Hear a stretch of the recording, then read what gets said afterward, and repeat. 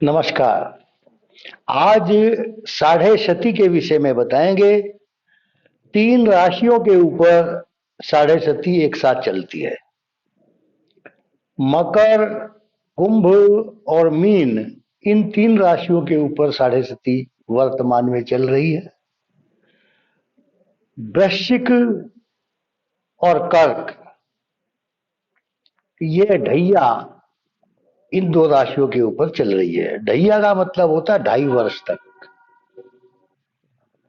और साढ़े शती का मतलब होता है 7.5 वर्ष तक।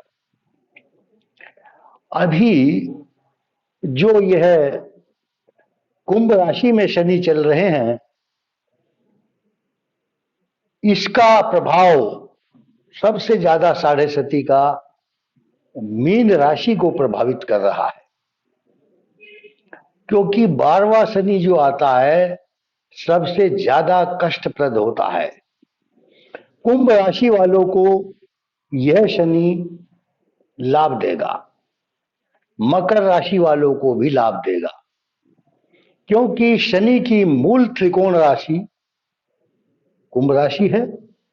कुंभ राशि में संचार करने के कारण कुंभ राशि को तो धनादि वृद्धि, मन प्रसन्न रहेगा, मान सम्मान भी मिलेगा। लेकिन साढ़े शती का एक नियम है, कुछ ना कुछ प्रभाव शनि अपना दिखाता जरूर है।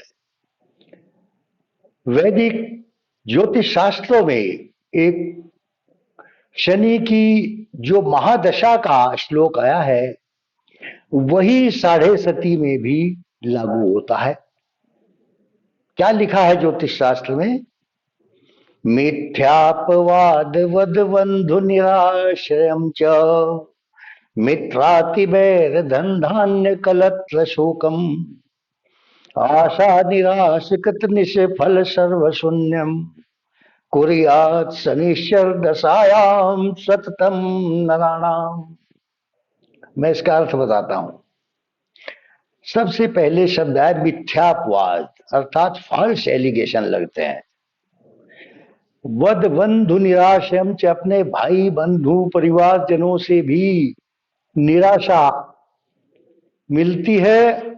उल्टा अपने परिवार के लोग आपका अपमान करते हैं।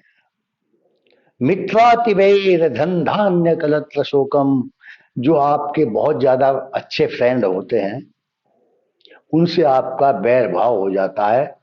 आप उनसे कोई हेल्प मांगोगे, वो आपका फोन उठाना बंद कर देंगे, आपको ब्लॉक करके चले जाएंगे।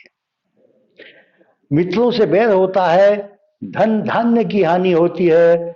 और कलत्र शोकम, कलत्र शोक का मतलब ये, यदि स्त्री के ऊपर शनि आता है तो उसको अपने पति से बिछुड़ना भी पड़ जाता है, या पति पत्नी को एक दूसरे को शारीरिक मानसिक या कोई बहुत बड़ा कष्ट आ जाता है।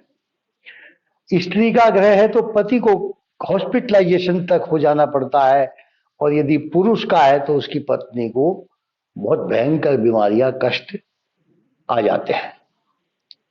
तो कलत्र शोकम, आशा निराश कृत निष्फल शून्यम, आप जो काम 100% आशा लेकर चलते हैं कि आज तो मेरा ये काम हो ही जाएगा, वहां से मुझे पैसा भी मिल जाएगा, वही काम आपका विपरीत हो जाता है, उल्टा हो जाता है। आशा के विपरीत फल प्राप्त होता है। आशा निराश कृत निष्फल सर्व शून्यम कुर्यात् शनिश्चर दशायाम सततम नराणाम, यह जो शनि की दशा है इस प्रकार का फल देती है। कोई भी ग्रह आपको स्वयं दंड देने नहीं आता, वह सबसे पहले आपकी बुद्धि के ऊपर अटैक करता है। आपकी मति इतनी खराब हो जाती है, आपकी कोई बड़ी वस्तु गुम हो जाती है तो आप उसको छोटे एरिया में ढूंढना शुरू कर देते हैं। रामायण में एक तुलसीदास जी ने लिखा है, हे खग हे मृग हे मधुकर सैनी, तुम देखी कहीं सीता मृगनयनी। भगवान राम लोगों को उनके आचरण कैसे होते हैं उस बारे में प्रदर्शन कर रहे हैं। रामचरितमानस एक मनुष्य का कैसा स्वभाव होता है वो बता रहे हैं। तो पेड़ पौधों से अपनी पत्नी का एड्रेस पूछ रहे हैं, पशु पक्षियों से पूछ रहे हैं। क्या पेड़ पौधे किसी गए हुए का पता बताते हैं किधर को गया है? हे वन वृक्षों हे पहरेदारों, वो वन देवी किधर गई? कोकिले कूक कर कह दे तू वो इधर गई या उधर गई। कोयल से पूछते हैं। तो कहने का भाव यह है, आपकी मति खराब हो जाती है, आपको पता है 100% यह काम गलत है, आत्मा सब जानती है कि क्या सही है क्या गलत है, लेकिन फिर भी वह व्यक्ति अपने मन बुद्धि विचार के अनुसार ऐसे कार्यों में संलिप्त हो जाता है कि जिससे वह झूठे आरोपों के साथ साथ अपमानित भी होता है। और एक इसमें श्लोक में एक शब्द आया है, बद बंध निराश, यानी कि बंधन हो जाता है। बंधन का अर्थ यहाँ पर दो प्रकार का है। किसी किसी को जेल यात्रा हो जाती है तो वह दूसरे के अधीन हो जाता है। कोई अस्पताल में पड़ा रहता है, डॉक्टर्स के अधीन होता है, आईसीयू में चला जाता है, सीसीयू में चला जाता है, तो वहां पर डॉक्टर उसको नलियां लगा देते हैं, बांध देते हैं। तो यह जो शनि की दशा है, इस प्रकार का इन 5 राशियों को जो प्रभावित कर रही है, अब इससे बचने का उपाय, जिन जिन के ऊपर साढ़े सती चल रही है या ढैया चल रही है, पीपल को जल दें, पीपल के नीचे सूर्य उदय से पहले सरसों के तेल का दीपक जलाएं, शनि का दान करें, महामृत्युंजय का जप का अनुष्ठान कराएं, गाय दान करें। इस प्रकार के कर्म करने से आपको बुरा फल प्राप्त नहीं होगा।